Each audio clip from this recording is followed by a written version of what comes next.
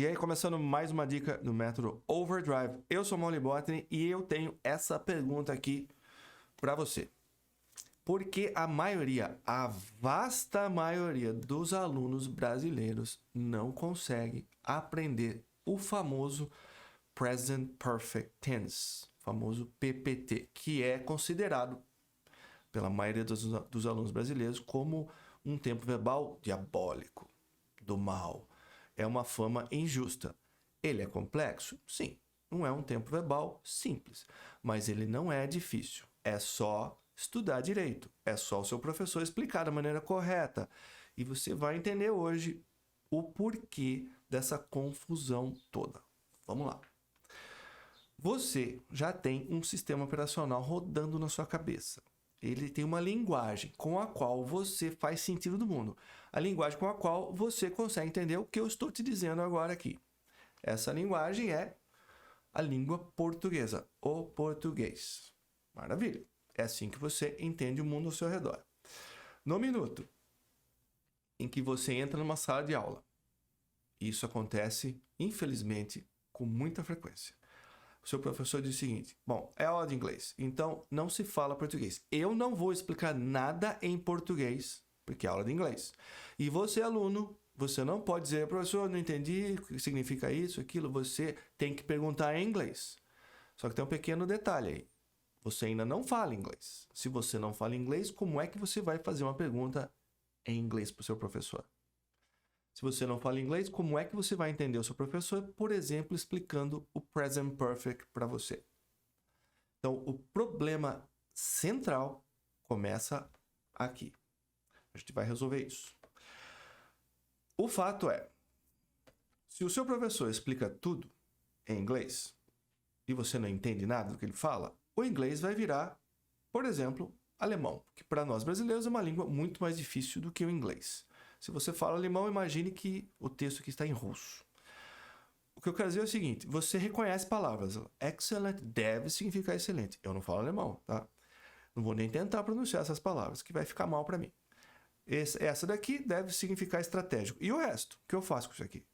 Então, se você vai para a aula de inglês e esse é o input que o seu professor te dá, seja oralmente ou por leitura, né? É esse o tipo de texto, de tipo de mensagem que você recebe, como é que você vai entender o Present Perfect? Né? Como é que você vai fazer uma pergunta para o professor nesse idioma aqui que você não tem a menor ideia de como funciona? Mesmo que você, que está me ouvindo agora, me assistindo agora, diga: olha, eu acho que é possível. Eu acho que dá. Beleza, se você não tem nada a perder, boa sorte. Vai em frente. Mas e se você, lá na sua empresa, você já sabe que o meu foco aqui é trabalho, carreira, profissão, salário, promoção. Se você precisa lá no seu trabalho, o mais rápido possível, realizar essas atividades em inglês, ler redes de e-mails, relatórios, participar de treinamentos, auditorias, projetos internacionais, fazer viagem ao exterior, a negócio para resolver problemas lá no fornecedor, no cliente, reuniões com liderança, times internacionais, tudo em inglês. Imagine você negociar com clientes e fornecedores em inglês, negociar um contrato, preço, prazo de entrega. Se você precisa realizar essas atividades em inglês, você vai aprender inglês dessa maneira aqui? Faz sentido? Né? Não importa se é curso de inglês, crochê, seja lá o que for. Em educação, professor e aluno precisam se entender. E mesmo que seja possível para algumas pessoas aprender inglês sozinho ouvindo podcasts, para a maioria das pessoas não é. E mesmo que você ache que você conseguiria, você tem todo esse tempo, você não sabe quanto tempo vai levar. Se você precisa garantir seu lugar no mercado de trabalho, garantir uma profissão, uma carreira de sucesso, você precisa realizar essas atividades em inglês o mais rápido possível. Né? E o português vai ser seu aliado, até porque você vai para uma aula de inglês, para o seu professor te ajudar a escrever um e-mail. Se você não sabe escrever um processo, por exemplo, como é que você explica esse processo para o seu professor se você não usar o português? Como ele vai traduzir para o inglês depois? Então, o português não pode ser bloqueado.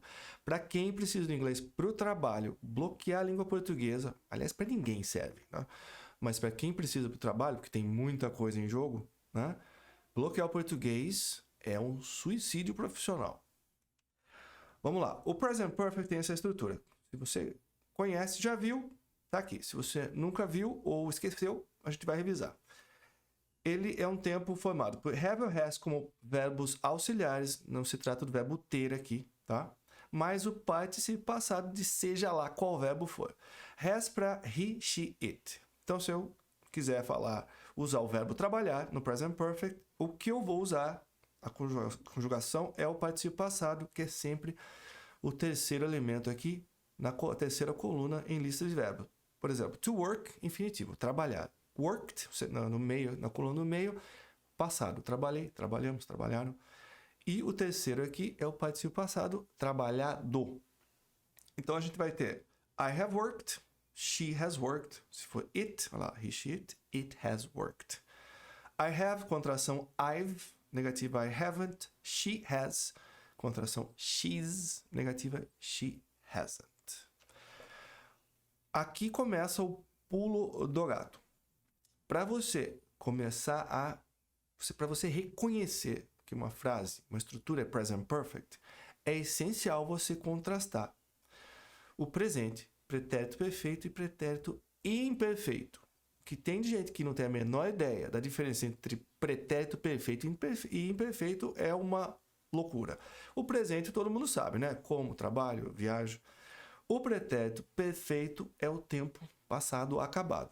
Trabalhei, viajamos, tentaram, viemos, soube, fiz. O imperfeito, trabalhava, viajávamos, tentavam, vínhamos, sabiam, fazia.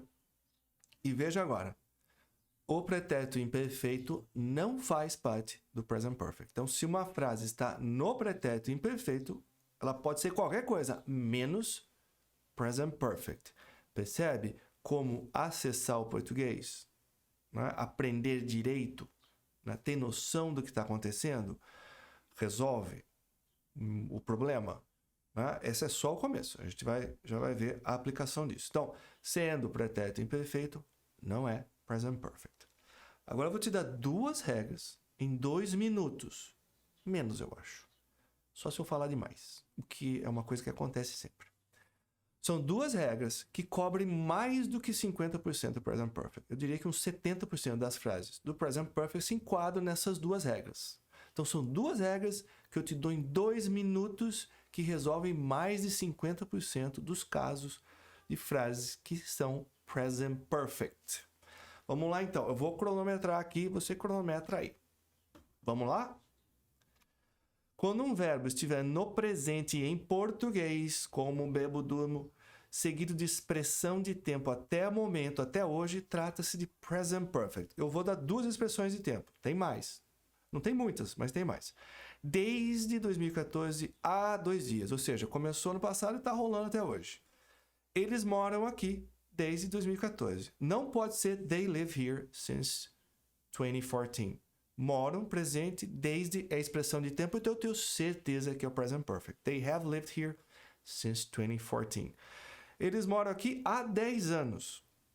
Não pode ser they live here for 10 years. Porque moram é presente e há 10 anos é a expressão de tempo. Então vai ser they have lived here for 10 years. Não tem como você errar nunca mais esse present perfect com verbo no presente e com expressão de tempo. É só aprender as expressões de tempo. Como é que está o tempo aí? Acho que não deu 1 minuto ainda. Regra 2. Quando um verbo estiver no pretérito perfeito, porque o imperfeito não faz parte do present perfect, com os advérbios já e ainda, veja que beleza isso, já e ainda sempre será present perfect. Eles já trabalharam com ela. Não pode ser they already worked with her. Tem que ser they have already worked with her. Eles ainda não trabalharam com ela. Não pode ser they still didn't work. Tem que ser they still haven't worked with her.